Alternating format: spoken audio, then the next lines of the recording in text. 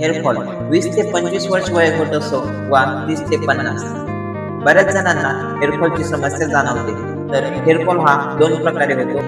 एक म्हणजे T हार्मोनच्या इम्बॅलन्समुळे, genetic stress, टेन्शनमुळे आणि दुसरा होतो तो हेअरफॉल नसून हेअर ब्रेकेज असतं.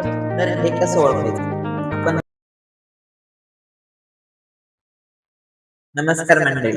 तर प्रथम आपण हेअरफॉलचे कारण जाणून घेऊ. तर iron deficiency, vitamin B12 deficiency, vitamin D deficiency, protein कमी असल्यामुळे, आयरन कमी असल्यामुळे ऑक्सिजन कमी होतं आणि केस गळतात. तर दुसरं आहे हार्मोनल चेंजेस.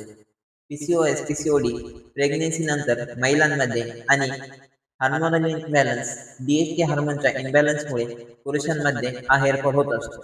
तिसरं आहे चुकीचे हेअर प्रोडक्ट्समुळे लोक सतत चुका करतात. तर डेली शॅम्पू घेतात, केमिकल ट्रीटमेंट घेतात, स्ट्रेचनिंग आणि कलरिंग करतात, ॲडव्हर्टाइज बघून मेडिसिन वापरतात आणि सल्फेट शॅम्पू वापरतात.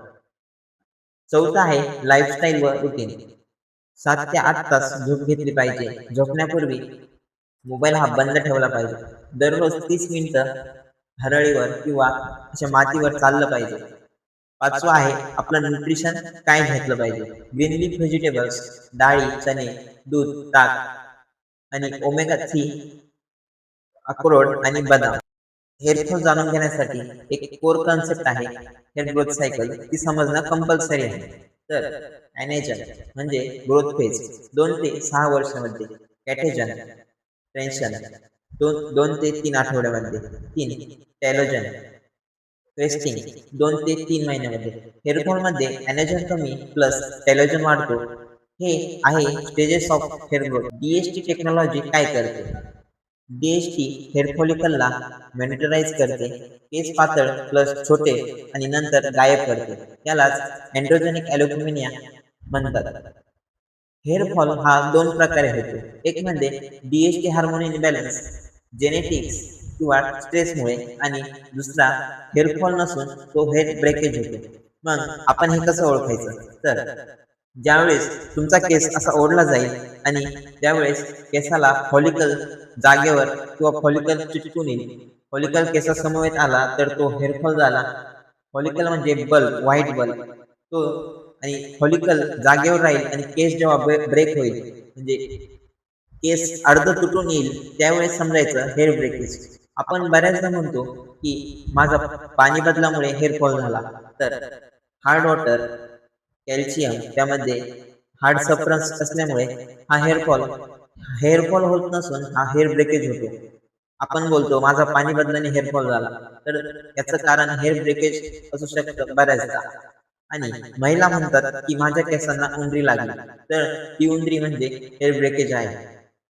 आणि DHT हार्मोनल इम्बॅलन्स पुरुषांमध्ये हा DHT हार्मोनल्समुळे हेअरफॉल होतो. आता हे सर्व मी तुम्हाला कारण सांगितले. तर आता काय करायचं हेअरफॉल होऊ नये म्हणून ते सांगतो. तर अँटी हेअरफॉल हा शॅम्पू वापरा. मार्केटमध्ये जो इझिली अवेलेबल आहे. जसं बेअर अॅनाटॉमी अफोर्ड करू शकत असाल तर वापरा. ज्यावेळेस शॅम्पू घ्याल त्यावेळेस त्या शॅम्पूवर खाली बघायचंय. हे बघायचंय की हा शॅम्पू अँटी हेअरफॉल शॅम्पू आहे और sulphate free plus detergent free आहे का हे नेहमी बघा.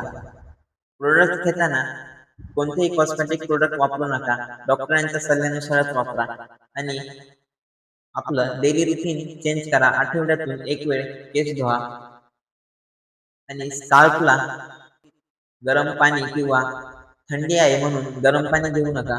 कारण गरम पाण्याने आपलं नॅचरल जे ऑइल असतं स्काल्पवरचं ते निघून जातं आणि हेअरफॉलला प्रादुर्भाव होतो. तर हेअरफॉल होऊ नये म्हणून 7 तास अशी चांगली झोप घ्या. स्ट्रेस जास्त ठेवू नका. एन्झायटी कमी करा आणि नेहमी आनंद राहा म्हणजे केस गळणार नाही. आणि आता तेल कोणतं लावायचं ते सांगतोय. आपलं साधं कोकोनट ऑइल, ब्रिंगराज ऑइल आणि आमला ऑइल याने आठवड्यातून एकदा चांगली मसाज करा. स्काल्पवर लावा आणि at the end hair products चुकीचे वापरू नका. लाईफस्टाईल प्लस रुटीन चांगलं ठेवा. मी जे न्यूट्रिशन सांगितलंय ते चांगलं घ्या. मंडळी, हेअरफॉल हा फक्त केसांचा प्रश्न नाही, तो पोषण, स्ट्रेस आणि हार्मोनल चेंजेसचा आणि जीवनशैलीचा एक इशारा आहे. तुम्हाला जर यापेक्षा जर हे करूनही जास्त हेअरफॉल होत असेल, तर तुम्ही तुमची एच-बी टेस्ट करा आणि डॉक्टरांना दाखवा.